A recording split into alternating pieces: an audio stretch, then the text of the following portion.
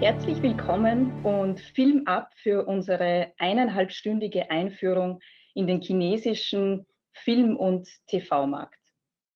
Please allow me, ladies and gentlemen, to switch immediately to English to make sure that all speakers and listeners are able to follow.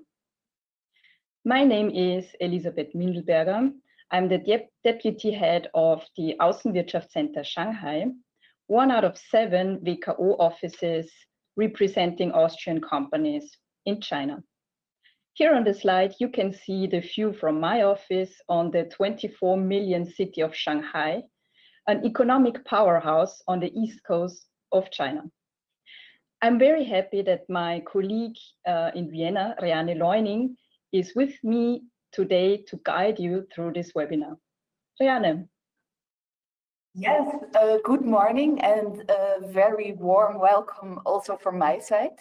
My name is Reane Leuning, and just like Elizabeth, I work for Advantage Austria, but I am based at the head office in Vienna, and you can see our view from the top of the building here. As you can see, it looks completely different from Shanghai. Let me tell you a little bit more about Advantage Austria. This is the Austrian trade promotion organization that is active in the field of foreign trade, as well as international trend scouting and knowledge transfer. Advantage Austria has around 100 offices in more than 70 countries and provides a broad range of intelligence and business development services for both Austrian companies and their international business partners. And within Advantage Austria, I am responsible for creative industries export. And in a nutshell, that means that we support Austrian companies that work in the fields of design, interior, fashion, music, the arts, and of course also film. And we want to support them if they are planning to export their products and services to any country outside of Austria. And for this purpose, we have an extensive funding program, and we do a lot of individual consulting services, and we also organize many events in Austria and abroad. And as you might all know, film is a central sector within the Austrian creative industries. The domestic film industry consists of more than 4,000 companies with just under 11,000 employees, which together generate sales of 1.5 billion euros. The export rate of the industry is 12%, and almost 80% of the films that are being exported stay in the EU. And today we want to show you why it makes sense to also look beyond the European borders. Let me also tell you a bit about what we can do for you as companies working in the film industry. First of all, we have been partner at Austrian group presentations at leading film markets, such as Marché du Film and European film markets in Berlin for many years already. And for this, we closely work together with regional film commissions as well as the Austrian Film Commission. What's more, we also organize B2B platforms where we try to connect Austrian entrepreneurs from the film industry to international clients and partners. One very recent example is Avant Premiere, where you can see a picture here, which is the annual business-to-business event for the music and dance film industry, which contributes to a majority of cultural television programming in broadcasting and streaming across the globe. This event took place only last week, and we had 300 participants from 33 countries. We also put a strong focus on knowledge transfer, which means that we want to offer support when it comes to gaining insights in the film industry in relevant global markets. Meaning that we provide information on opportunities and trends, as well as local market know-how. And to facilitate this, we organize webinars, but also conference sessions, lectures, etc. And also we organize incoming missions for international film producers, which aim to bring their international productions to Austria And we try to help them to find suitable film locations and also local production partners. Film is also a very important factor for tourism, which will definitely need a boost once the pandemic is under control. We also offer a lot of individual support and consulting services through our head office in Vienna and through our international network of trade commissions, which ranges from technical questions about local law, visa, contracts, and taxes, to finding suitable partners, providing public relations and marketing services for new productions, and also organizing events to promote new film productions, for example. We also have a very extensive funding program called Go International, where Austrian companies can apply when they want to cover their market entry costs in new markets. And last but not least, we can also support you when it comes to building up your professional community through our network of global offices, and in today's case, especially through our office in Shanghai and our head office in Vienna. Well, that was a lot of information at once. I will now stop and hand over to Elisabeth again. Thank you, Reanne. And as you said, in the film industry, we want to look a little bit beyond Europe. And why take a closer look on China? Well, first of all, China became last year, for the first time, the largest film market in the world, suffering less from COVID than others. But even before the pandemic, China was already the second largest market when it comes to box office revenues after the US. And it ranked second after India when it comes to the number of produced films. For this year, 2021, China is expected to reach pre-pandemic levels again for the turnover. And indeed, the year of the ox started off very strong. During the 7 Chinese New Year holidays, box office revenues in China reached an all-time high of approximately 1 billion euros. Well, people couldn't travel, not even in their own country, so cinemas were really fully booked, and at the same time, ticket prices rose a lot, even doubled. Interestingly, the domestic internet companies are not only selling the tickets for cinemas via their super apps and running video platforms. By the way, last year's on-demand videos surpassed for the first time revenues of the box offices. But Alibaba, the e-commerce giant, Tencent, the search engine Baidu, Xiaomi, they've all entered the film industries with their own production companies, many of which are stock-listed companies. So what about the foreign films? Well, last year they accounted for 16% of market share, which is a lot less than before. Well, Hollywood didn't release so many blockbusters, that's a factor, but also local films are booming.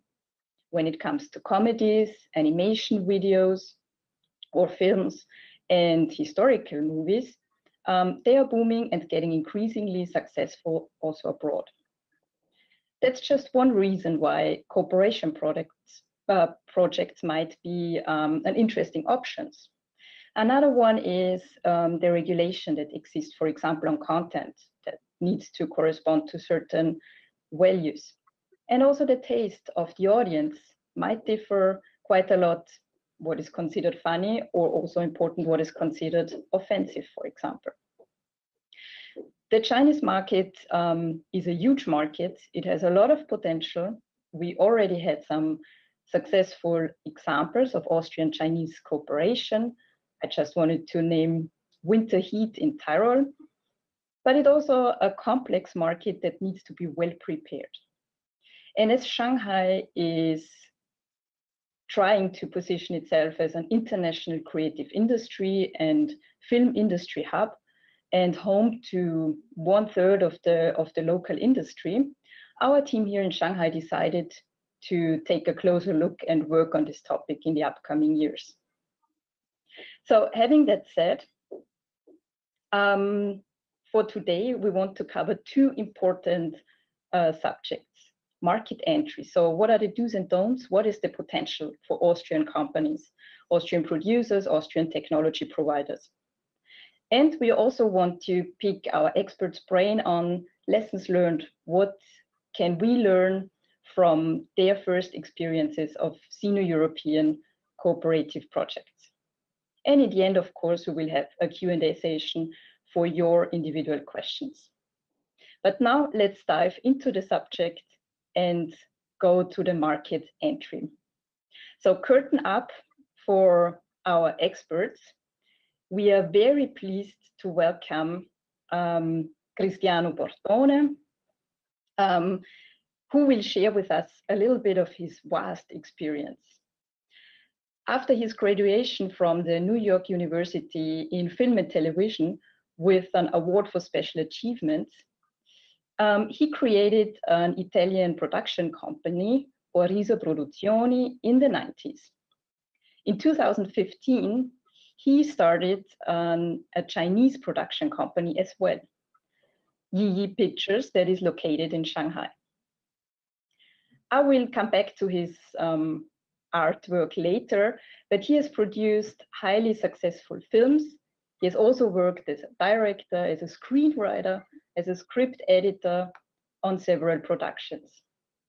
He co-authored the manual How to Make a Short and taught directing, screenwriting, producing at several international institutions, including the Beijing Film Academy.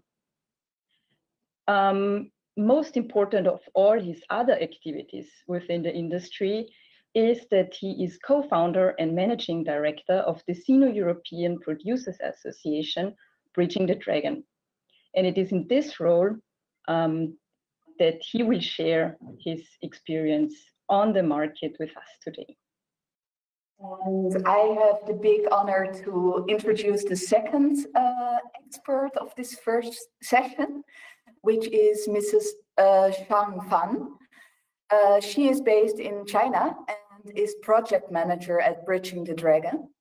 And before joining Bridging the Dragon, Mrs. Zhang was involved in film development, financing, as well as marketing, and not just in China, but also in the United States and in Europe. She has been working for Road Pictures, which is one of the leading quality distribution companies in China.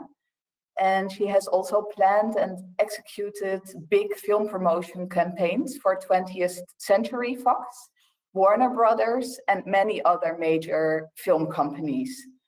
What's more, she is also the founder, advisor, and programmer of the DC Chinese Film Festival. I'm very impressed by the broad range of experience and know-how she has, and I'm very much looking forward to hearing and learning more from you today. A very warm welcome to you both. Welcome, Cristiano Bortone. Hello, everybody. Thank you for hosting us. Hello, everyone. So I guess I will leave the floor first to Fan, right? To do a little introduction, and then we dive into the details of the European collaboration, right, Fan? Sure. Okay. So I switch off my identity here. Yeah. Okay. It's very nice meeting all of you today through such a special and unique way, because, I think during the past year, I missed so much working face to face to all of my European colleagues instead of, at this moment, I'm in my home in Beijing and can only see or chat to each other through this like high-tech kind of way, which is quite sad. But also I believe with this kind of new and upcoming techniques, it really also brings us all together much more closer than before. So today I would like to share with you some basic information of the Chinese market, especially after the pandemic happened in 2020. So just to get you a brief picture of how the Chinese film market is working right now across the continent. And also you will get to see, how we are proceeding or pre-seeing the future of the Chinese market. So as just now Elizabeth just briefly mentioned, the country's total box office in 2020 actually hit 2.57 billion euros, which surpassed North America for the first time. But as we all know, under such a unique circumstances. So, but as we all realize, it actually dropped 8.2% from the yearly box office of 2019. So there was still a great loss.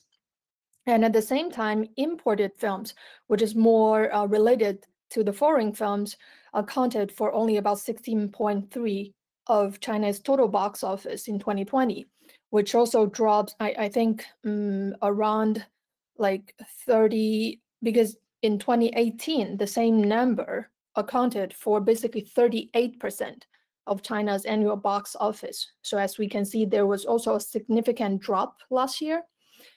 And but very fortunate, I think, due to very tough government regulations and control, the Chinese theaters started to reopen since July 2020.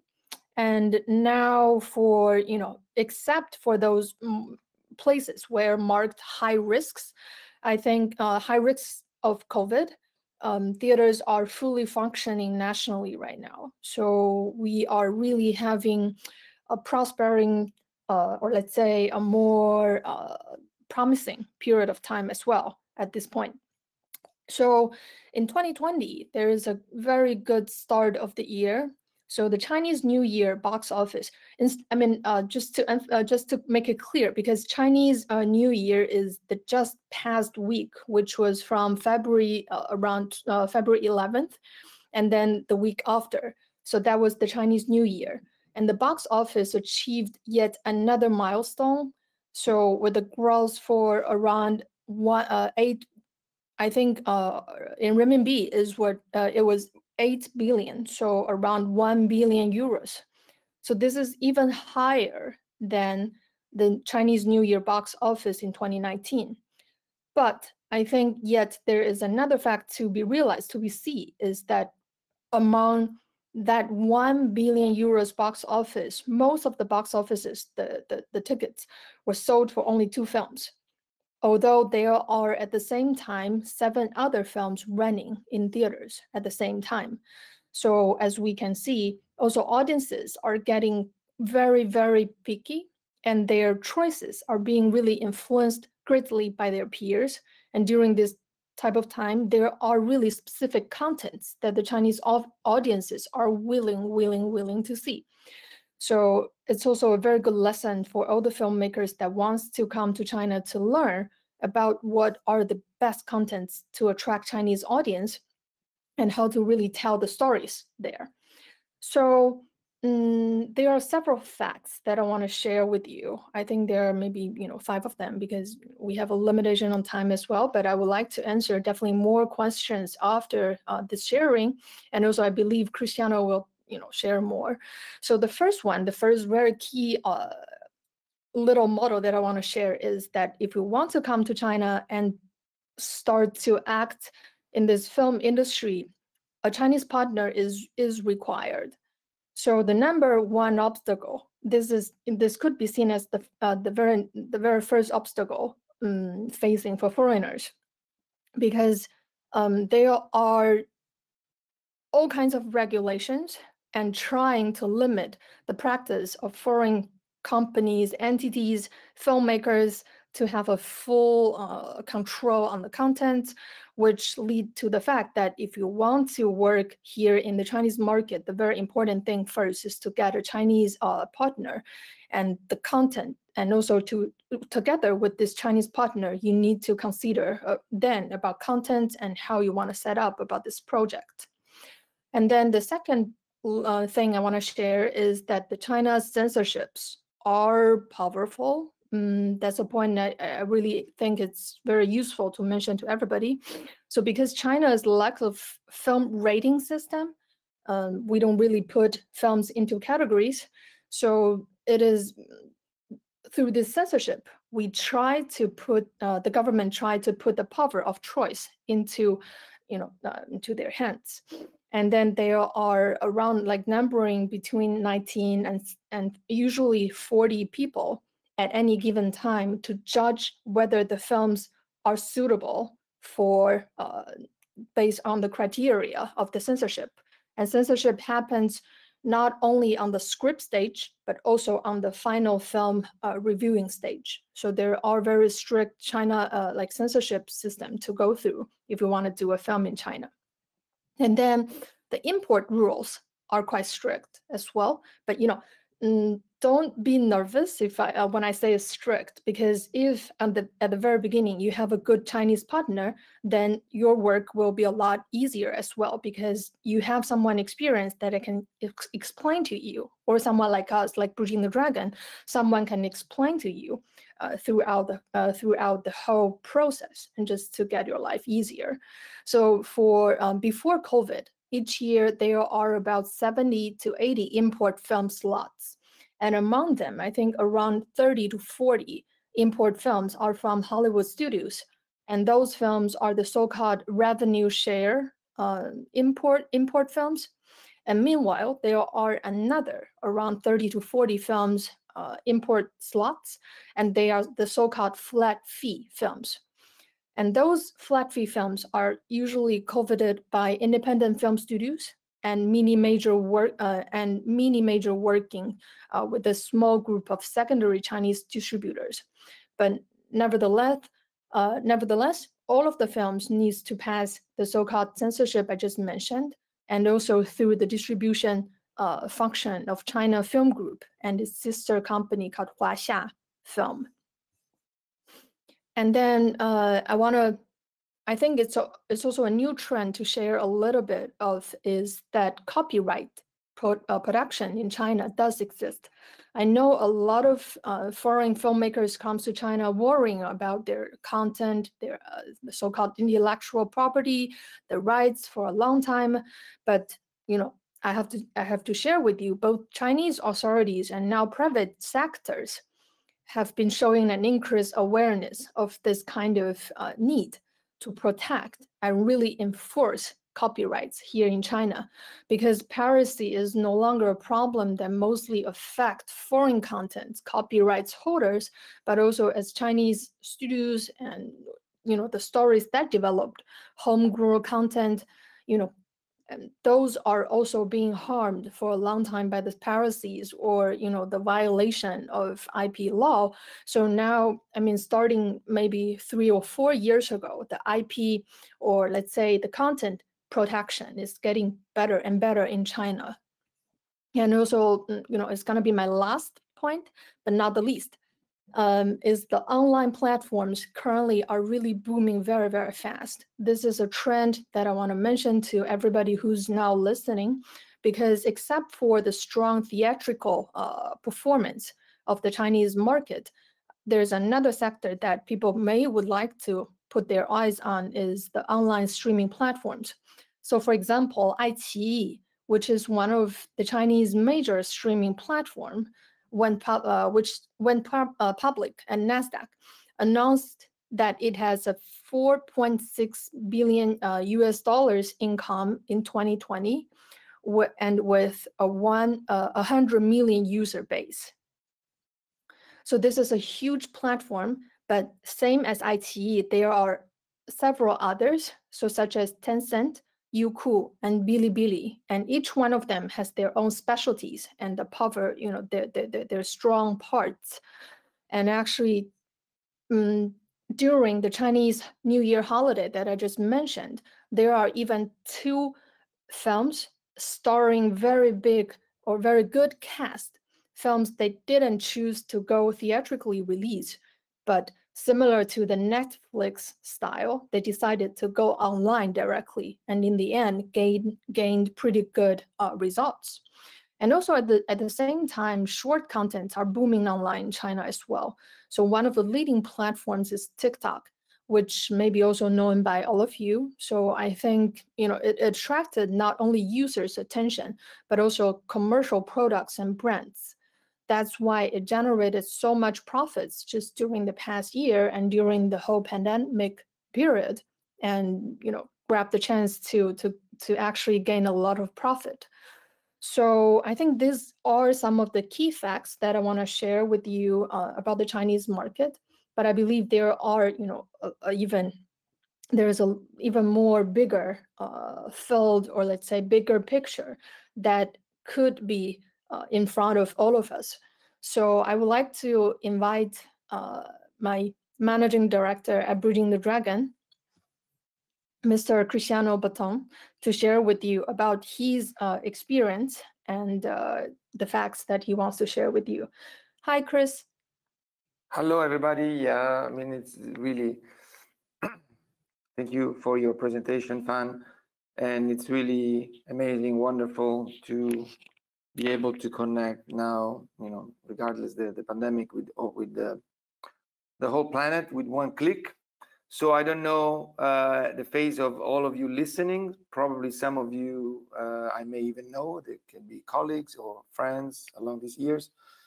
As our friends Rianne and Elizabeth said, I've been involved in China in the last few years, which was a very new experience and frontier for me. But over the last few years, we managed to gain with the association a very useful insight into this new world. So first of all, I would like to spend a few initial words to describe what the association does. The association was created a few years ago by me and a bunch of other European colleagues interested in China, and had in the beginning a very simple, banal intuition. We all want to work with China. It's such a huge land of opportunity, but it's so complicated.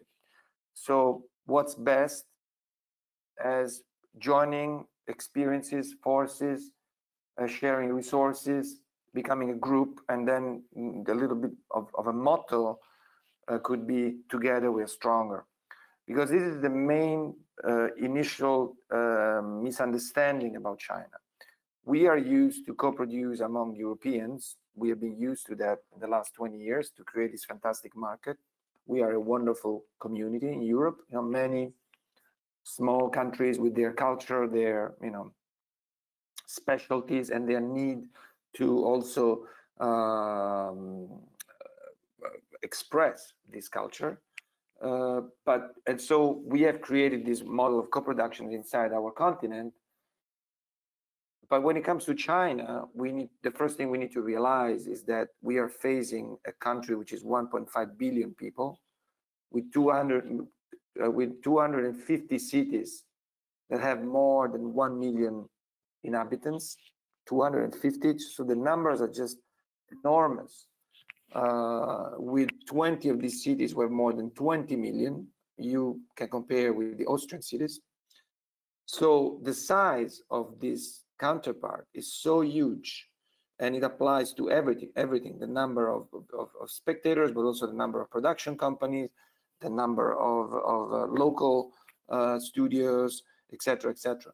So when we are facing these two realities, each of our European country is so small, so tiny in comparison to this huge giant. So the only and real chance we have to initiate a dialogue with these realities by being together, by confronting ourselves as a European community. Because as much as this may sound absurd to you, for the Chinese, we are not Italians. I'm Italian, as some of you may know.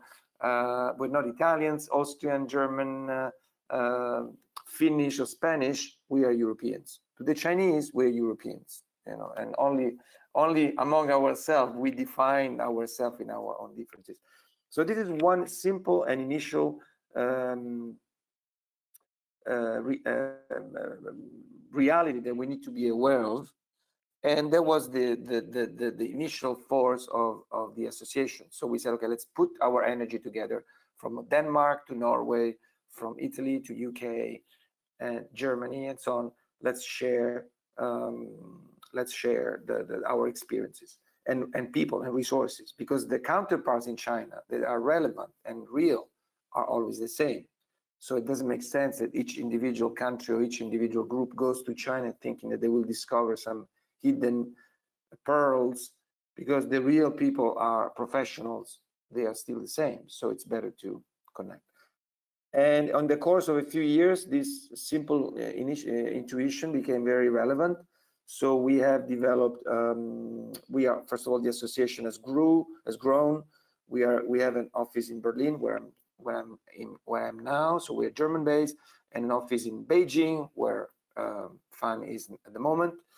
And from these two headquarters, we create this bridge. We have become official partners since the beginning with the Berlinale, with the EFM, with the Cannes Film Market, with many other film festivals from Locarno to Chinese specialized film festivals as well. We do all different kinds of activities. We organize every year seminars and workshops to spread the awareness of Chinese film market among the Europeans. We organize matchmaking activities to connect our members. We are membership based, our members to the Chinese counterparts. We organize a project lab every year, which is a fantastic breeding ground for new projects and meetings with more creative people. And recently we started also supporting the trade of European films and copyrights for remakes and professional talents into China, which is a very interesting field. And more broadly, we consult and try to support any kind of initiative which can help the collaboration between China and Europe.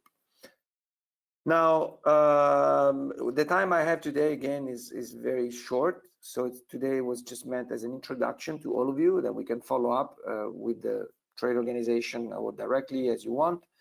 But I would like to follow up on what FAN said before discussing with Michael Frenschkowski later on practical issues, experiences, by lining up some just key points, bullet points on what, through our experience, have seen as the major challenges and opportunities of this journey, what I call the long march, to make a metaphor from the historical facts of China. So obviously, the first thing that strikes us is the culture that we have to be aware of, is the huge differences between our two worlds and two understandings also of filmmaking. First of all, as you heard from the numbers of FAN, China is in Europe, making movies is very often an expression of our national culture.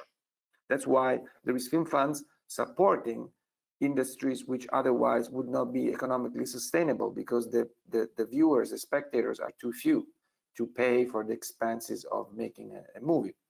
In China, due to the numbers, the situation is actually the opposite. Film is seen as a highly profitable activity, extremely highly profitable. You should understand that the two movies that FAN just mentioned now, Detective Chinatown and Hi Mom, which were successful this season, may end at the end of their run in 3 or 4 weeks at $700 or $800 million dollars of box office, of cinema box office. 800, that's like Star Wars, each of them. So these numbers are huge. So it's not hard to understand that in China there is no public funding. The logic of film financing is completely different. It's not about public funding. Actually, the government is chasing the producers to get taxes, and it's a highly commercial activity. So that has some consequences. The logic of film production is based on how successful the film could be with the audience, whatever that means, not necessarily only popcorn movies, but they can be also very profound movies, very historically meaningful animation, and so on, as long as they hit a considerable amount of public. The second, so this is already a different understanding between our producers who are trying to chase the funds and these people who are chasing the content, basically. Two, the cultural element of obviously, the first thing we fail to understand is that the film need to resonate to the local audience in China. So sometimes we think the story is beautiful, but it's our perspective. We need to understand that may not be the same from the Chinese side. The second thing is the language, of course, because it's an audience targeted market.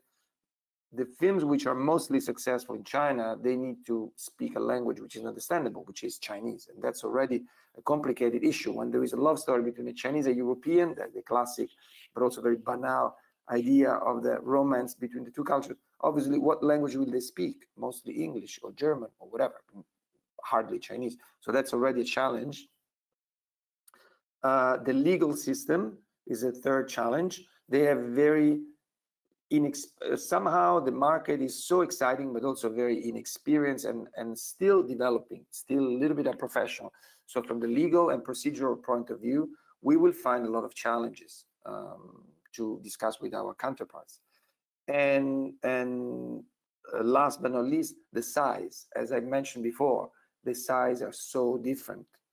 And so that may be also a complicated journey.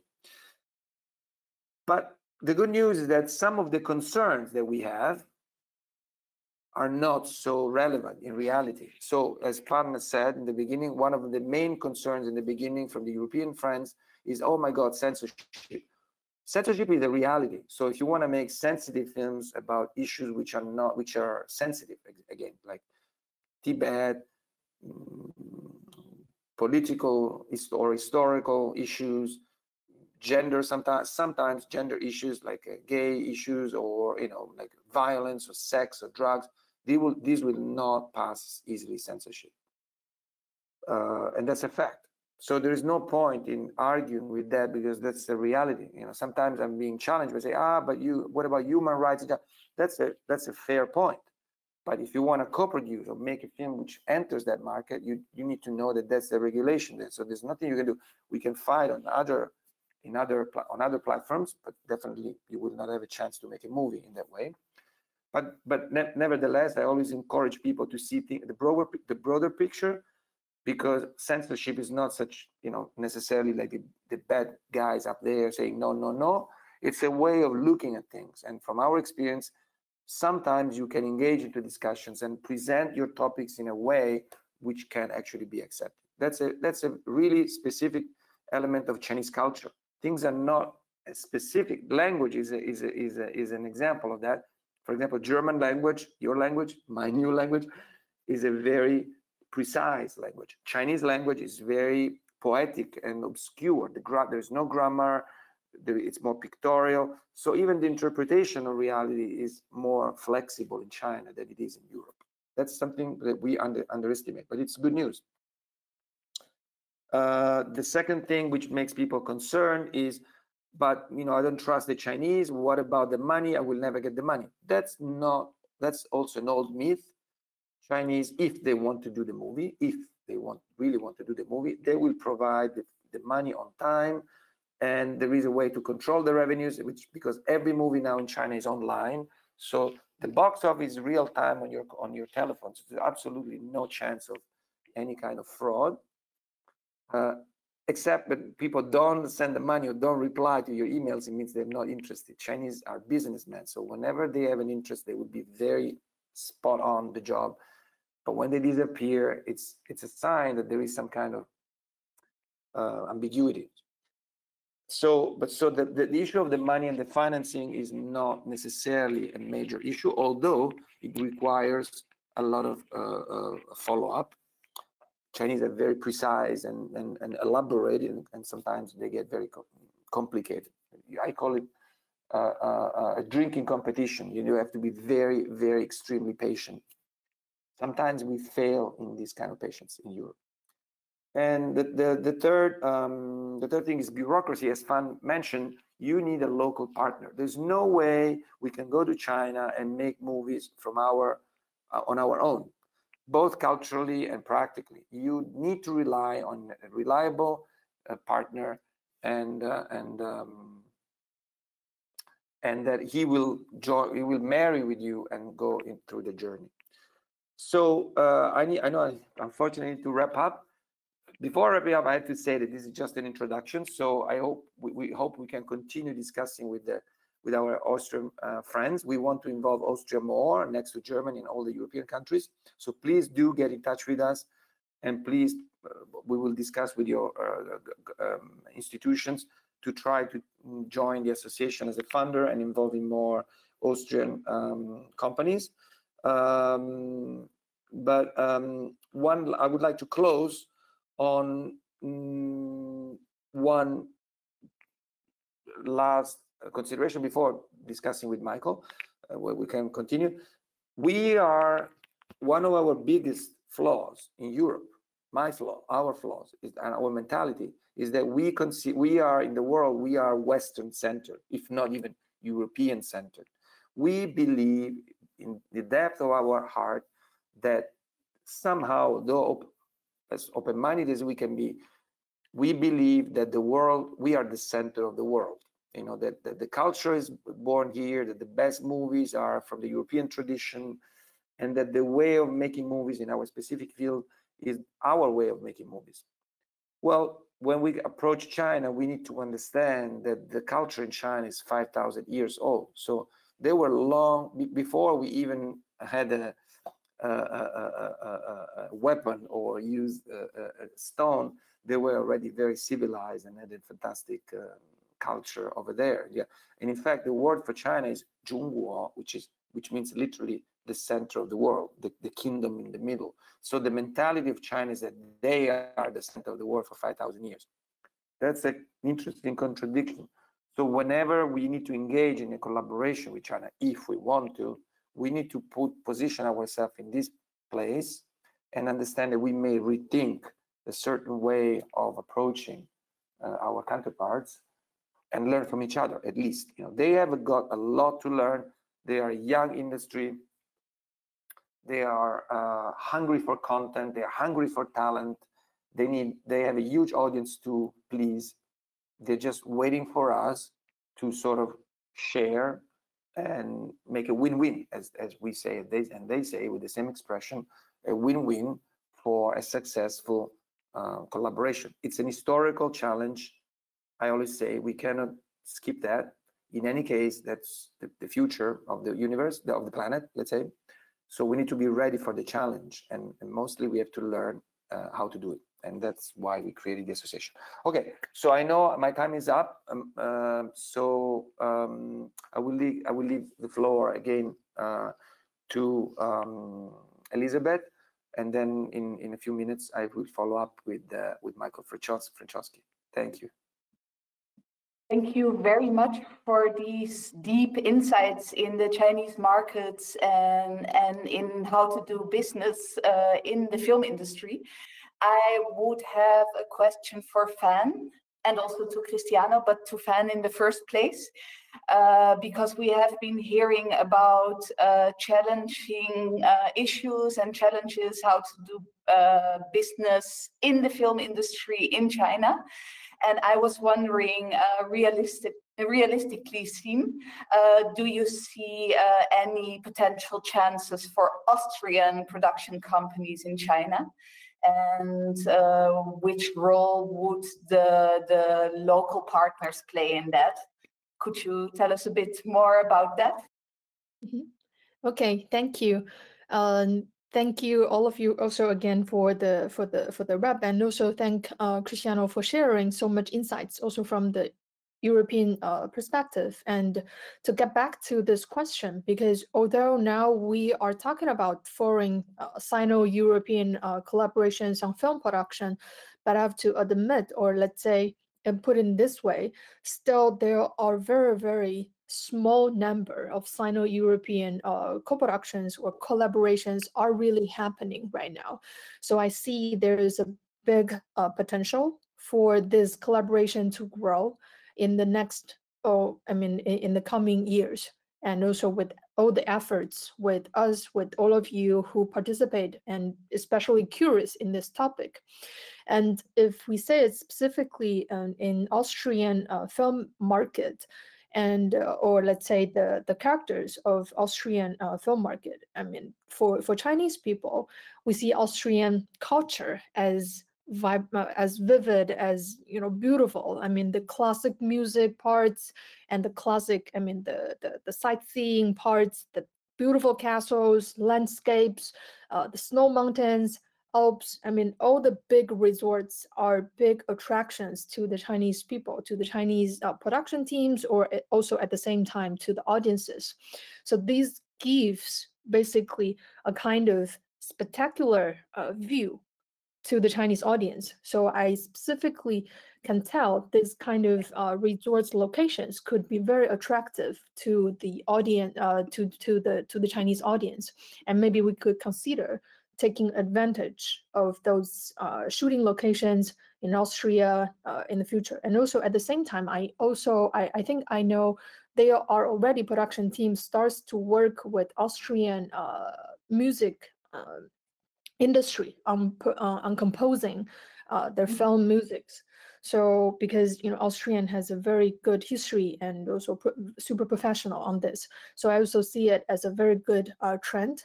And also for myself, one of the biggest lessons that I learned from the Austrian film production, which I think the Chinese productions, film productions needs to really learn after, is the green production, which is really going eco-friendly, and which is now in China, and the whole government, from the top government level is trying also to force to do all kinds of regulations to regulate film productions in China, which is a very good lesson to learn.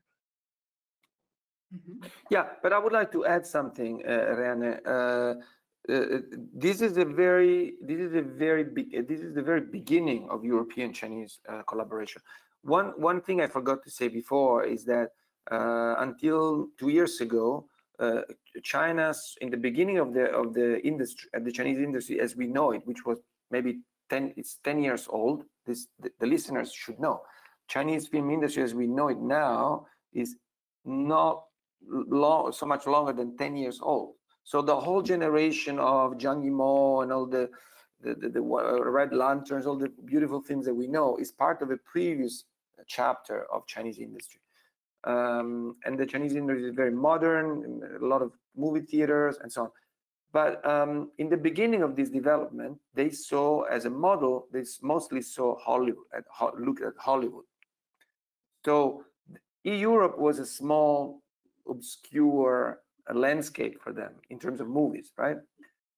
But interestingly, after the trade war, after Donald Trump, and after all this tension between China and the US, now US has got, and also with the pandemic now the US films have become slightly less relevant, so China is looking at diversifying in other direction, and obviously in the first line comes Europe with the wonderful diversity of movies and so on.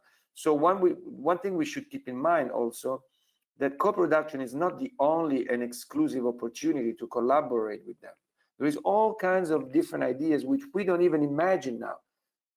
Creativity is about imagining new and expecting new frontiers, not just repeating the same kind of model. Okay, that's something we have learned. So I would just give a few examples which are completely curious. First of all, we should know that last year, before the pandemic, China market was the first outlet for European movies globally. A lot of people don't know that, but the majority, on the world level, the majority of the incomes and revenues of the sales of European movies accounts to China. That's amazing.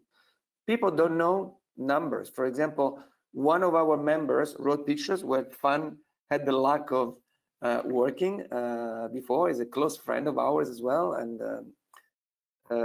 wrote pictures, imported movies like Cafarnao, the French-Lebanese movie, the one in Cannes. And this movie, who made maybe in Europe 2-3 million euros box office, in China alone made 60 million euros, only in China, box office in the cinema. So these kind of examples are amazing and very vital for our movies. We need to use it. So there is import movies besides co-productions, okay? Because it's true, there is not a lot of co-production being made until now. But I'm confident the time will come as soon as there is one successful one, then everybody will want to do that kind of thing. That's China.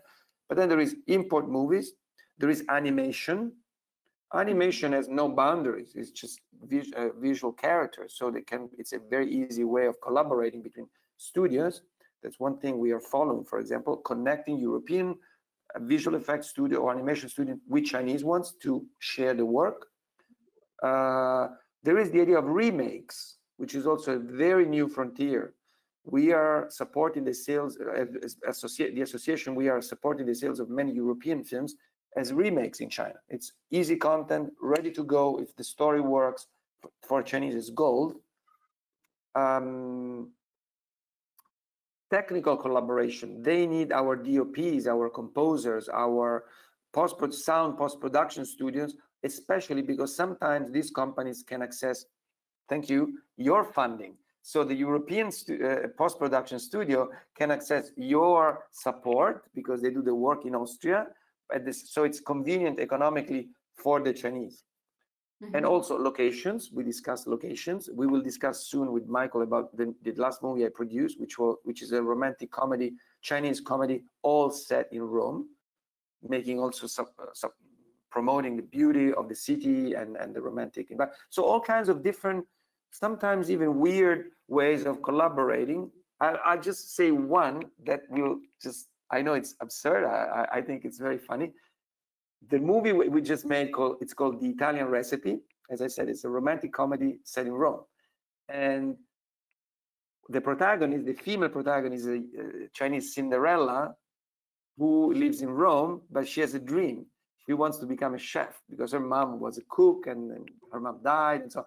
So she's studying the Italian specialty food, which we all love. So when we are importing the film in China, we're releasing the film in China, our partner is a major comedy powerhouse in China. So the film is expecting to be very commercial, we hope.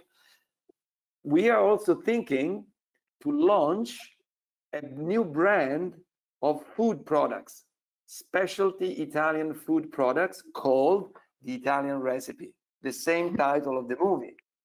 So this is something the European film producer would never think of because it's not possible in Europe. We are too small. Our movies are too small. But when it comes to China, if this movie makes 10, 50, 100 million admissions like this movie, this Chinese movie, it's obvious that it becomes a super IP itself. It's a super opportunity to introduce our culture, tourism, and also food, you know, the special Italian food. So this is just an example to say we have to have open mind when it comes to this new market. Mm-hmm.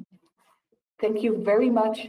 I see we have already received many more questions, but I would suggest that we would move on to the second round first, and then discuss all the questions at the end. So maybe this is the right moment to also introduce Michael Frenschkowski to the round. I have met Michael, I think 2 years ago, and I have to say I'm really impressed by the range of activities and projects he is working on. Right now, or since 2012, he has been working for Terra Mater Factual Studios, where he helped in producing feature films such as Brothers of the Wind, Mind Gamers, and The Ivory Game, which actually was on the shortlist for an Oscar, besides winning a lot of other awards. And since 2018, he acts as head of features and special projects, and is currently developing and producing various drama projects, feature docs, and new media projects. And before he joined Terra Mater, he was co-founder and general manager of 3 German production companies. And he can look back on 26 years of experience, filming in more than 20 countries around the world. And he has been producing and also line producing numerous German and international feature films and TV productions. He was also selected to participate in the renowned international industry program Inside Pictures, And what's more, he is also a member of the European Film Academy, a board member of Bridging the Dragon, and also of the newly founded International Screen Institute, which is based in Vienna. So we are really happy to welcome you here, Michael. And we are looking forward to hearing about your experiences with China. I would like to welcome again Cristiano Bortone, this time for his personal experiences as a producer and director. I have to change makeup. I have to do some kind of, I have to change and put another head or something. Oh, no, it's perfect like this. We prefer you to stay like this. Your activity as a producer includes features, documentaries, television programs, both in art house and the commercial area. You can be very proud of films that top the box offices in Germany and Flanders. You already mentioned the rom-com, the Italian Recipe that you co-produced with the Chinese powerhouse Funage Pictures. But you also have some experience as a director with China. Coffee was the first official co-production between Italy and China. It was presented at the Venice Days. It was in competition at the Beijing Film Festival, nominated for the China Media Awards at the Shanghai International Film Festival, and released in China, of course. So we are very curious to hear about practical aspects and day-to-day work with China.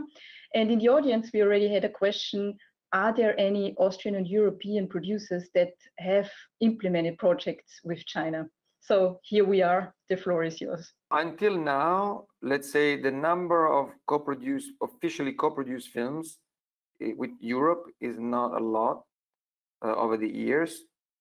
Most of the co-productions of China are between China and US in the past, and Hong Kong, and a few in the Far East.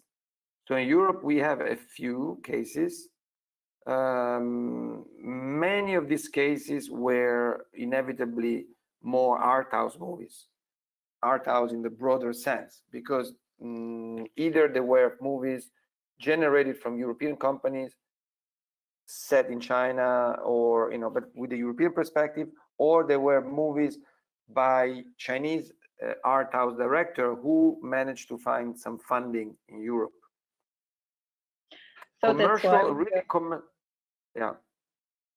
Well, I would maybe add documentaries. I mean, not necessarily official co-productions, but co-financing or collaborations. So we had a couple of collaborations with Chinese partners, but mostly via UK partners, as a matter of fact. And I think documentaries in general on nature and science and these kind of things are also very easy to get through censorship. There are not really too many issues, so the critical documentaries are more tricky. But I think this is our path in a way. But this no is sex also among lions, Michael. No sex among lions. Well, we'll find out. Who knows? Who knows? So that's but nevertheless, this is a good question, because this is the first objection to people when they say working with China is so difficult. There were not enough case studies. But this is the wrong way, the wrong answer, let's say, because in fact it's a process. It's a new process. Of course, in the beginning things need some time, but I am confident that whenever we have one successful case of a commercial movie, I hope it's mine, but of course it can be or Michael's, but, of course, then there will be a whole confidence, because Chinese just need that encouragement to see, okay, this is possible. Cultures are melting, so let's do it. For example, 3 years ago, they also said there was no successful case study with US, but then 3 years ago they did, or 2 years ago, they did the Mag, the big shark movie, the Mag. That was a Chinese-US co-production, originated in China, and it was a massive success all over the world. So then, for the first time, people said, now we understand. Now, after many unsuccessful movies, between US and China, we found the formula. This works. But we know films are prototypes, so there is no formula.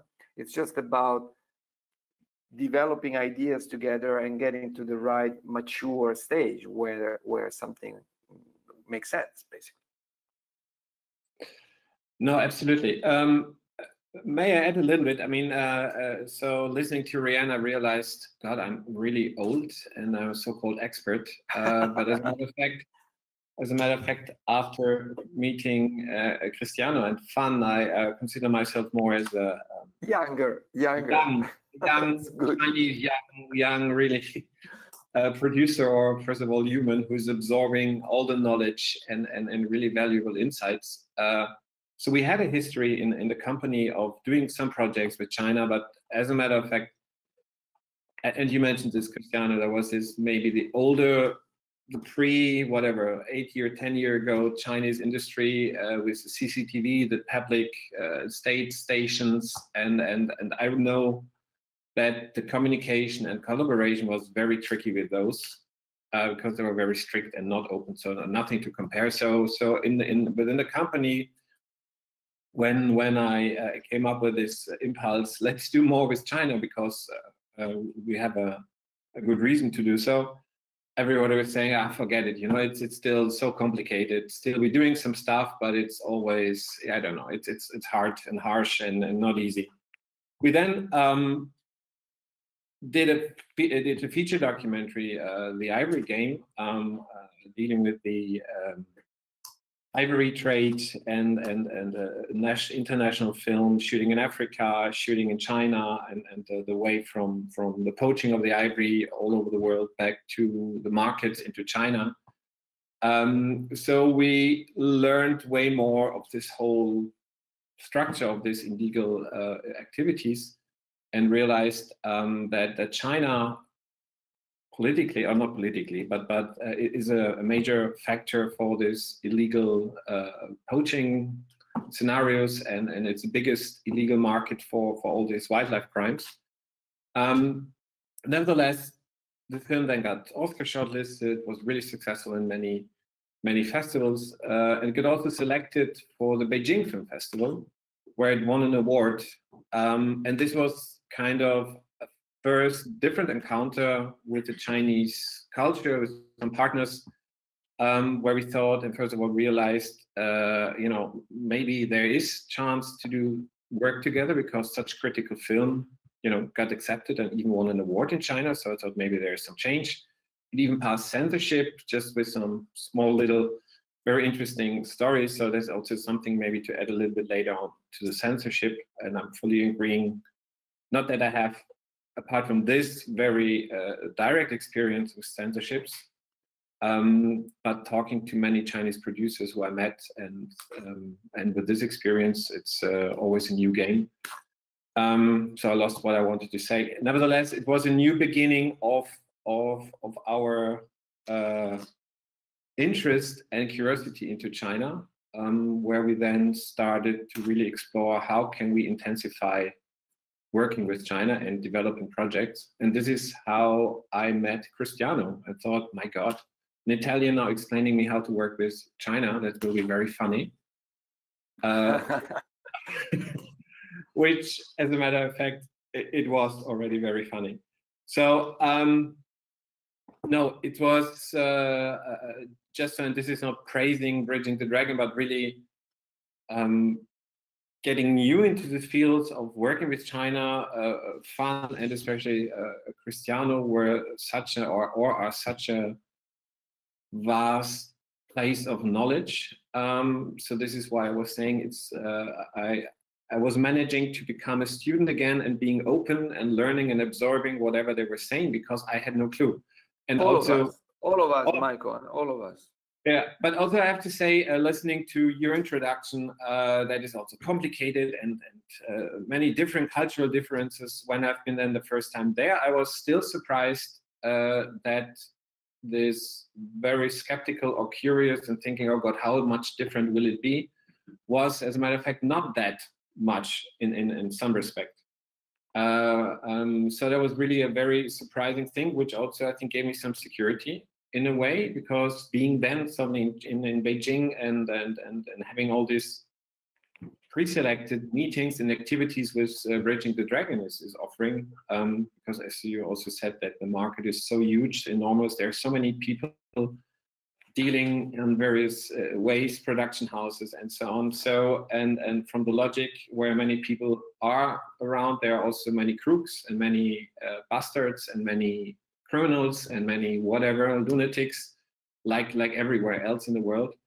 So, so for me, it was so reassuring and so interesting to see that knowing and fun knowing the market, and Cristiano knowing the market and having their networks, that we were meeting people who were interested in working with Europeans in general and who were proper business-driven people, where all the things which we learned or which we're dealing with, like how do you start, collaborating, or other people interested in what I'm doing, the business manners and all this kind of stuff, was, I would say, on an American level, to be honest. So I was on a European level, so it was really very easy to get conversations starting. And the other interesting thing was, and I think this also counts in general, and this right now in COVID times, it's really hard maybe to start things. Anyway, everything is changing, but back then, before COVID, I think maybe even in China, it's very important that you are going there, that you are leaving your home country and you're going over there and start building up relations, which do not happen overnight. But so I think I've been 3 times over there by now. Still, I'm waiting when it's possible to go over again. But now it starts already developing to personal relations, which then is the basis for doing business in the future, I think. If I may elaborate on this point for the listeners, this was actually the second intuition of Bridging the Dragon. If you know, we spoke about it, but personal connection. So the basic intuition is that when you go to film festivals, you meet some Chinese, you exchange business cards, but who are they? You don't know them. You don't have a personal understanding. How can you trust somebody, when you don't have a history? So the whole point of our association was to build this community when people start knowing each other year after year, and that's really the spark of a possible collaboration. So now Michael, for example, certain colleagues and certain friends. I'm sure the conversation is easier now. Also the good sides and also bad sides. We need to know the bad sides of people in order to, the flaws, in order to be able to interact, right? So I think that's very good point. Some people go to festivals and they think they just meet some friends, some Chinese, and they trust what they say, but that's naive, right? Though there are many ways always, right? But really, and again, praising you and what you did with Bridging the Dragon and fun, that this is really a shortcut, really into meeting serious potential partners, which are pre-selected in a way, and it's really. Anyway, I'm stop praising you now. So that was really for me a very, very really major thing to talking to you and being part of this journey. And I only can recommend being part of Bridging the Dragon. Now our main challenge is now that we have created this network, our main challenge is to somehow, it's on the European side, is to help to convince, to make the Europeans colleague understand how strategic this mission is, also for them and for our future, of our movies and so on.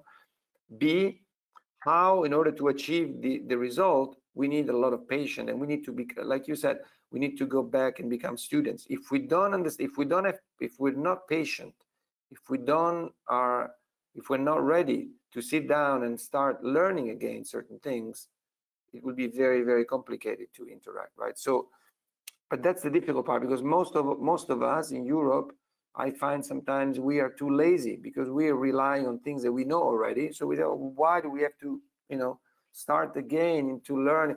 but the history moves on, and we need to be ready to take up the new challenges. Otherwise, we will stay behind. That's my feeling, right? And if I can praise you, let me praise you, because you praise me, so I have to praise you a little bit. But I have to say, I have to praise you for 3 elements. Number one, because I think your company in the frame in Austria is a very interesting profile, because it's of course it has a big background, and that makes it a major player. In a relatively smaller country, Terra Mater is a major player, and unfortunately for us, for many of us in Europe, in China it's easier for bigger player to have to start doing something rather than smaller ones, because the counterparts are also very big. You guys can imagine, if you make one movie and you are lucky and the movie is a success, in one go, in one shot, your company will make a $200 million revenues. That sets the company already on a super corporate level, right? So how are you going to interact with this, what the average European company, which is 1 or 2 employees? That's a challenge. It's not impossible, but it is a little bit of a challenge. So Terra Mater in this regard is already, it has big shoulders that allows, development money, time, and that's to be considered. Two. Well, okay. Let me praise the 3 points. Second point, I want to praise you. Nothing to be praised. I mean, that's luck and advantage. So yeah. Anyway. But the second thing is personal approach. So you guys are very humble, and you were very patient and dynamic and full of curiosity, and always creating new. That's very, very important, to be open-minded. If we are not open-minded, then we just stick to what we do always. We don't go beyond the 2 columns into the ocean, to discover, the new land. So you guys have this very specific quality, I think. And the third, last but not least, which for me is very important, is your ecological and interest in this kind of issues. I'm profoundly convinced. To the people that sometimes challenge me, because you do business with countries that don't respect human rights and blah blah blah, all these issues, which may be true, or it is true, but I always answer, number one, we are film producers. I'm also in support of many values, things that I think it's important in life, but in my company I'm a film producer, so I'm making films, so I'm trying to give the best chances to my movies. Nevertheless, the second answer that I always give is like, the person who questions me, you're asking the wrong question, you're having the wrong point of view, because our movies and culture changes society, makes people think, makes people develop, makes this without realizing it, through emotions, through maybe even a comedy. I made a comedy in the year 2000 about AIDS. It was a black comedy, very funny, nevertheless addressing a very important and sensitive issue at that time. So your movies play a very important role. So if you can really make movies with China addressing the topics of sustainability and protection of species and all the topics that are dear to your core business, I think you're gonna, the same way I'm gonna support the Italian tourism, you're gonna support the saving of the planet through 1 or 2 movies, which I think is extraordinary. And I think this is also in the back of our mind something we should remember. Our movies will contribute to develop and support the development of Chinese society. That's it. That's what I want to say about it. Okay. No, you're right. But and thank you for this praise. But so I was thinking, because in a way we are we have a clear mission, we have a clear strategy in place, which with our history and what we are doing was, well, not easy to find, but we have one. And I think this is maybe another thing where I think that everybody who wants to do business in there should be clear about his goals in a way, maybe kind of, and have a strategy in place. I also remember you were telling that they're in a way, you know, you have to decide, do you want to make movies for the Chinese market? Then you have to play with specific rules. For example, it has to be in Chinese language, and like what you mentioned before. Not necessarily, but but it's really because there are the specific Chinese markets requirements, or what people see and taste and so on. Or and more the harder way is to do co-productions, where then maybe you have to have the right topics, and which is maybe a harder one to do, but which is closer to us. So and this is I think one big question everybody has to decide for himself, or the project he wants to do. And on the other hand, I also think what Elizabeth and Ryan was saying before, also in a way promoting then Austria with the Alps and all the specifics, music, Vienna. I mean, there are all these interesting and factors for location-wise, and the culture, which I understand, the European culture, but also maybe a specific Austrian culture, is very well recognized and appreciated in China. So I think there's maybe also potential to do more on this side. So this is also something we are looking into it. But I think the basic thing is really go over, meeting people, ideally using Bridging the Dragon or whatever way you think, and use all these things and go over and start meeting people, going to festivals. First understand. If we don't understand, we cannot do anything. We need to understand first. And I still don't understand, but I'm trying to. I don't see. Well, or one might say, I always say, I don't understand. I wake up in the morning, I look at myself in the mirror, I'm like, who am I? Where are we? Especially these days with the Corona pandemic. Who are we? Where we're going? Who knows? But that's another topic, right? But in terms of business, we need to study and understand first. So time is really short, but just saying, so as a result of this, we have now 3 feature film or platform films, factual dramas in development with Chinese partners, producers. We have hopefully soon a feature documentary in release. We released one film with a Chinese distribution company 1 year ago in the summer. I think that's also interesting. You know, I think it's the thing. Do you sell out the rights to China so you get a whatever amount of money, or are you going into a co-production? A revenue sharing model. There's also an interesting decision you have to make if you have something for the market. So I think in the future we rather would go for the revenue share because the market is so huge and the potential is there. So this is something to think of. I mean, all these topics you can really talk for way longer.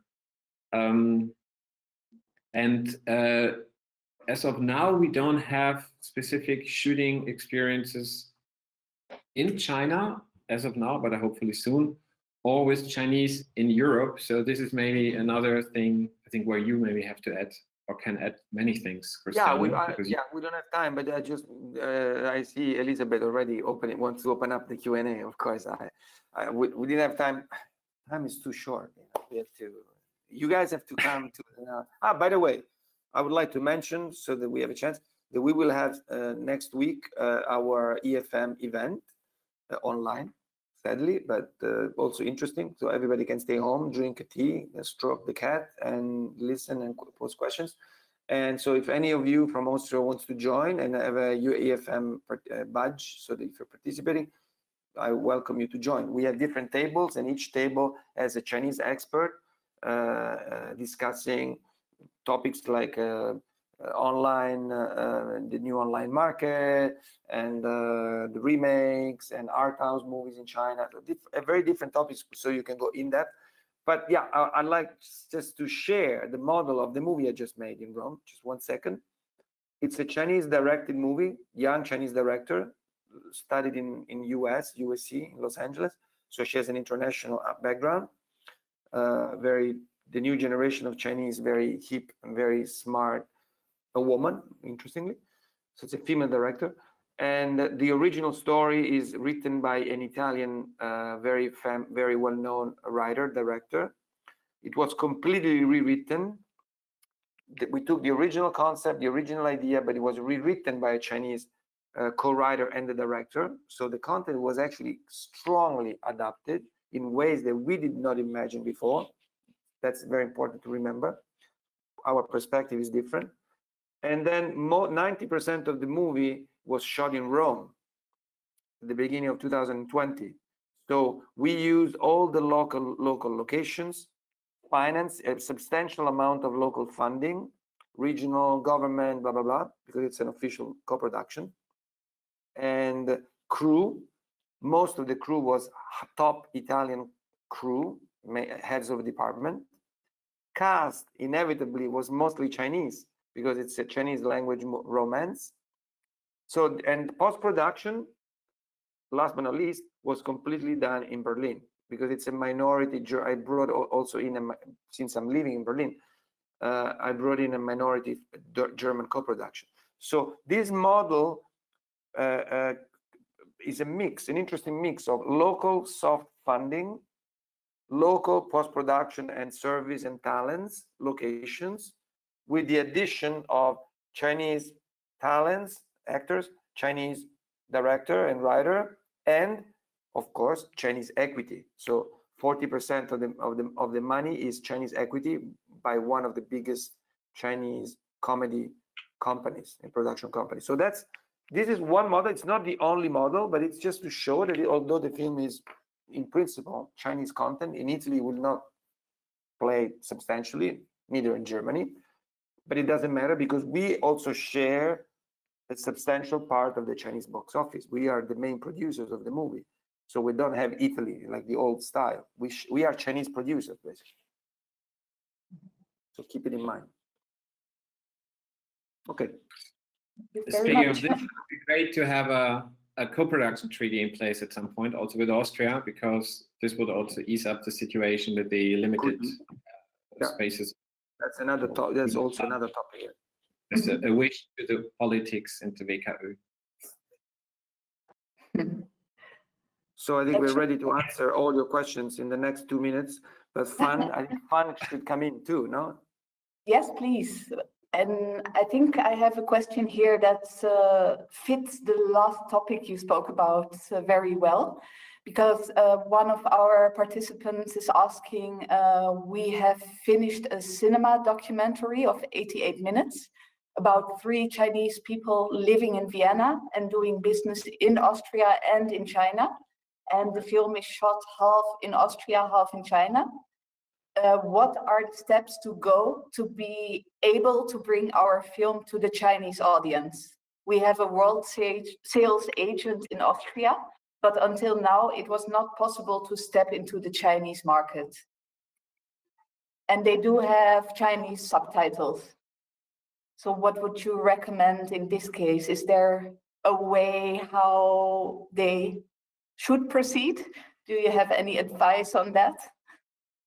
Chris, you want to start, or you want me to? It's hard to say without knowing the movie. You know, right. As we say, making movies is only part industrial, it's also creative. We have to see the movie, obviously. but one thing is that needs to be confirmed. Although main movies are, you know, highly commercial films, the surprising element is that there is more and more space for any kind of genre, including art house and including especially also documentaries. The new platforms like Bilibili and all the online platforms are extremely interested in documentaries. There has been documentary series which have been becoming massive successes. Fun. We work online all the time, and once in a while I peep in what she's in. The other day she was watching a documentary series on Bilibili about disgusting food, very well made, high top researchers and about the most disgusting, absurd food habits in the planet. This you would not expect this to become, you know, a show seen by tens of millions of people, if not even hundreds. You know, so these are the size. So documentary has a space as long as it's something special. Of course, it's like every movie.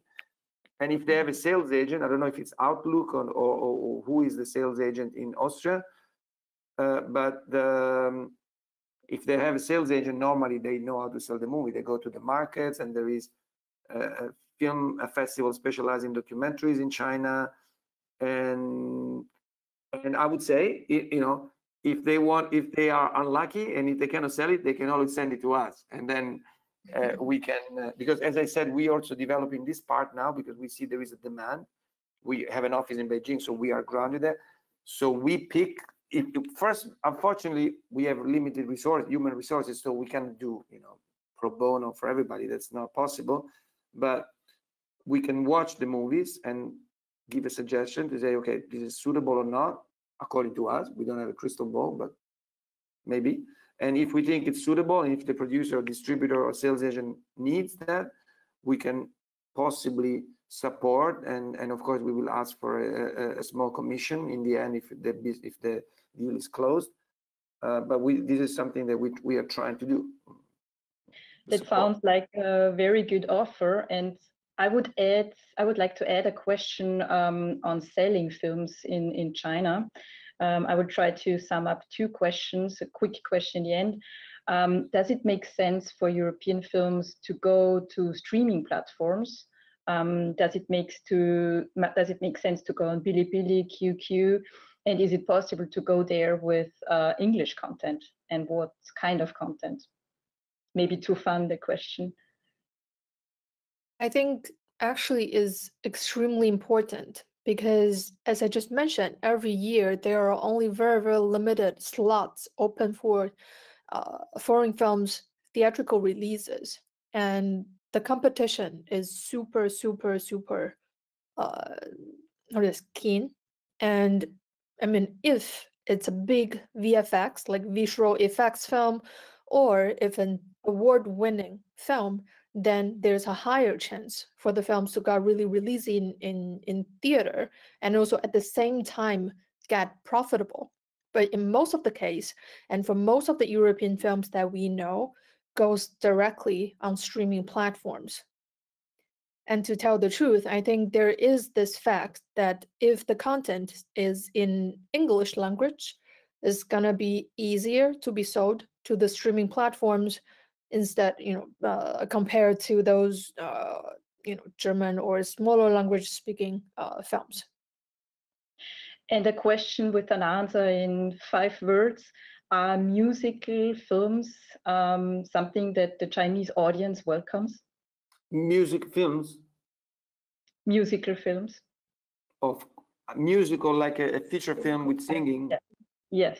Absolutely, why not? I want to make a Chinese musical. That's something that I've been trying to, it's difficult. Well, I think it also depends on which kind of musical we are talking about. Again, it's how the content would look like. So for example, La La Land was a big success back in 17 or 18. I couldn't remember. Right, but I mean, some Indian in the past, some good Indian musical so-called films were successful, but it depends highly on how the musical is.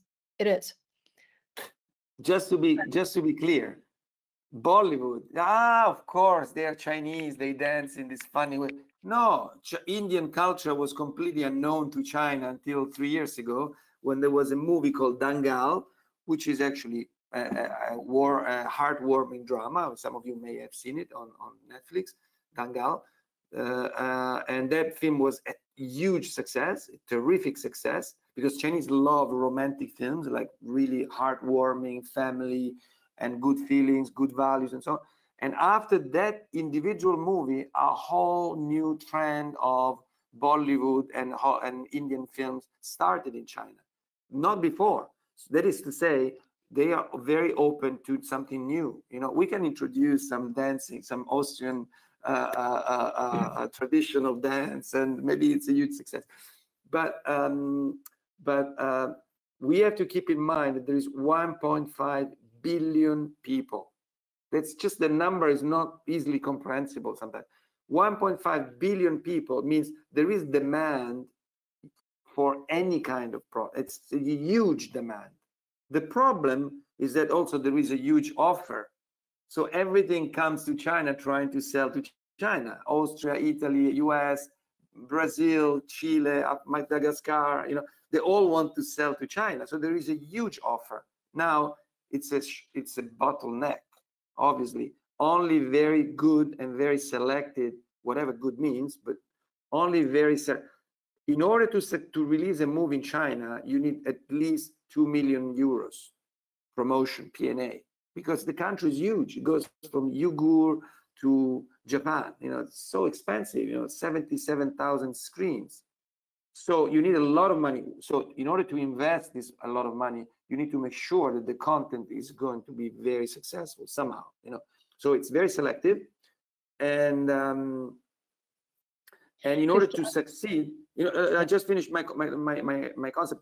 In order to succeed, you need something big, whether it's super cast, whether it's super idea, whether it's super remake because the original was, whether it's a super big shark, you know, you need something very, very visible that can touch, you know, this 1.5, the fantasy, the curiosity of 1.5 billion people.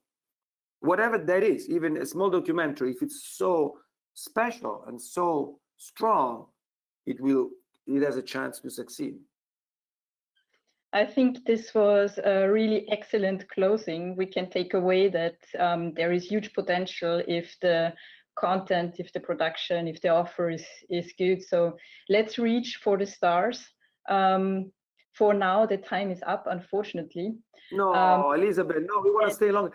We want to meet one by one all the 50 participants to this webinar. You know, we want to see who they are. Let's try to catch them at EFM as well. Right. And application. Luckily, there is the Berlinale next week where Bridging the Dragon will be well represented. And that's why I also would like to thank you so much, all the speakers, Cristiano Bortone, Michael Frenschkowski, Zhang for taking the time just a week before. I know you have a lot of preparations to do, and for sharing your insights. I hope that we will have the chance to continue on this topic and you know, deepen the knowledge with our audience. Thank you also to all the listeners for joining and for staying with us until the end of this film. I hope you are still watching, you know, in the end, all the names coming down. Why? Because if you need any support and information on the market, please feel free to reach out to us. Check our event page, check the event page of Bridging the Dragon. And also please tell us whenever you implement a project, because, you know, we like to show off a little in China with Austrian and European success stories. And please, we welcome more Austrian companies to be involved in the association, and we welcome Austrian government. If there was any official listening to us, please do join the association as funders, not only to support it economically, but also to be part of the network. Our strength is the network. Our strength is to put all the European countries together. Whoever is not under the umbrella for us is a weakness, you know, somehow. And also, I apologize for doing this in English. You know, mein Deutsch ist so schlecht, das klingt wie ein Kind oder ein dummes Kind. Nächstes Mal, wir sprechen auf Deutsch, aber jetzt... You will be German. Mein Deutsch ist schlechter als mein Chinesisch. Das klingt... But you speak Chinese, that's also a big help. And also, I think it's not about competitors, it's about networking and working together. So I'm also very happy. If there are any, because we're only touching the surface of many things. So if there are any questions to me, please reach out anytime, and I'm happy to. Including Terra Mater. You know, if there is Austrian companies that want to, I think, no, Michael, to connect with you as a representative of the association in Austria, maybe even activating projects together. I don't know. You know, everything is possible. The only limitation is, that was the call of action. In the end, we really need to come to an end. Thank you, everyone. Thank you to the speakers. Thanks to the audience. Thank you. Thank you. Let's Bye. Bye. Thanks. Bye-bye. Stay healthy. Bye-bye.